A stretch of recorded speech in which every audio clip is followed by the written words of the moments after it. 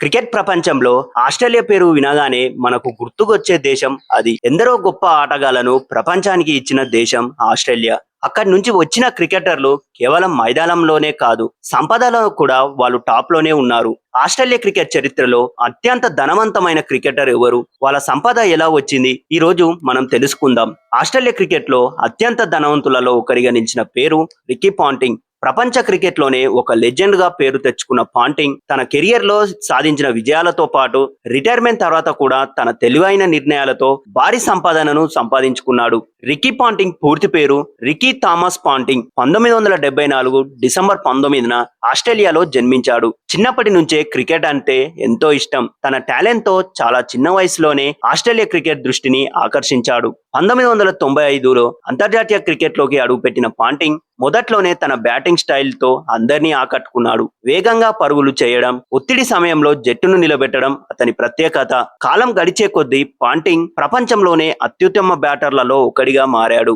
అతను ఆస్ట్రేలియా జట్టుకు కెప్టెన్ గా బాధ్యతలు తీసుకున్న తర్వాత ఆ జట్టు మరింత బలమైన శక్తిగా మారింది. పాంటింగ్ కెప్టెన్సీలోనే ఆస్ట్రేలియా అనేక విజయాలను సాధించింది. 2003, 2007 వన్డే ప్రపంచ కప్లలో ఆస్ట్రేలియా విజయం సాధించడంలో అతని పాత్ర చాలా కీలకం. ఒక క్రికెటర్ గా సంపాదన కేవలం జీతంతోనే రావడం లేదు. అంతర్జాతీయ క్రికెట్, ఐపీఎల్ ప్రకటనలు, బ్రాండ్ డీల్స్, కామెంటరీ, కోచింగ్ వంటి అనేక మార్గాల ద్వారా ఆటగాళ్లు తమ ఆదాయాన్ని పొందుతున్నారు. రికీ పాంటింగ్ కూడా తన క్రికెట్ కెరియర్ లో కోట్ల రూపాయలను సంపాదించాడు.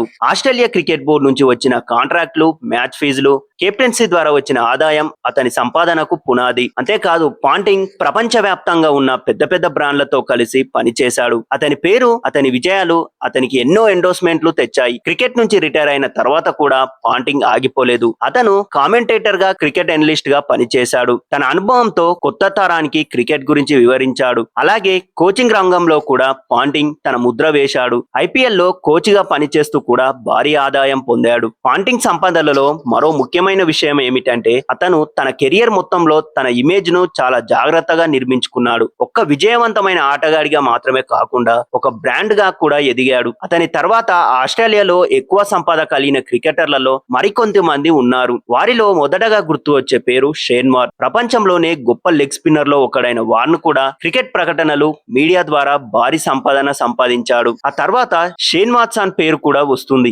ఆల్రౌండర్ గా ప్రపంచ వ్యాప్తంగా గుర్తింపు పొందిన వాట్సన్ ఐపీఎల్ మరియు ఇతర లీగ్ల ద్వారా మంచి ఆదాయం సంపాదించాడు. ఇక ప్రస్తుత తరం ఆటగాళ్లలో స్టీవ్ స్మిత్, డేవిడ్ వార్నర్ కూడా అత్యంత సంపన్న క్రికెటర్ల జాబితాలో ఉంటారు. కానీ పాంటింగ్ ప్రత్యేకత ఏమిటంటే అతను తన కెరియర్ ముగిసిన తర్వాత కూడా తన విలువను కొనసాగించాడు. ఒక గొప్ప క్రికెటర్ గా మాత్రమే కాకుండా మంచి నాయకుడిగా, మంచి విశ్లేషకుడిగా, మంచి విజయమైన వ్యక్తిగా నిలిచాడు. రికీ పాంటింగ్ కథకు మనకు ఒక విషయం నేర్పుతుంది. టాలెంట్ ఒకటే సరిపోదు, కష్టపడి పనిచేయడం, అవకాశాలను సరిగా ఉపయోగించుకోవడం, కెరియర్ తర్వాత కూడా ముందుకు సాగడం చాలా ముఖ్యం. మైదానంలో ట్రోఫీలు గెలిచిన పాంటింగ్ జీవితంలో కూడా విజయాన్ని సాధించాడు. అందుకే క్రికెట్ ఆస్ట్రేలియా చరిత్రలో అత్యంత ధనవంతులైన క్రికెటర్లలో రికీ పాంటింగ్ పేరు ఎప్పటికీ ప్రత్యేకంగా నిలుస్తుంది. ఇదే Australia cricket legend Ricky Ponting సంపద వెనుక అసలు కథ.